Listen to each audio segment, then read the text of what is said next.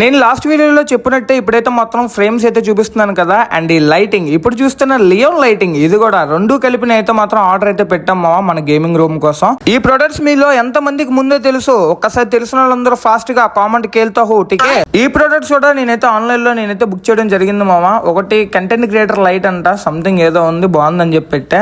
చూడాలి ఎలా ఉంటది ఏంటనేది. ఈ ప్రొడక్ట్స్ అన్నిటిని మన రూమ్ లో ఎలా సెటప్ చేయబోతున్నాం, మే బోల్ సక్తా హూ తుమ్ లిజన్ కరో ఠీకే.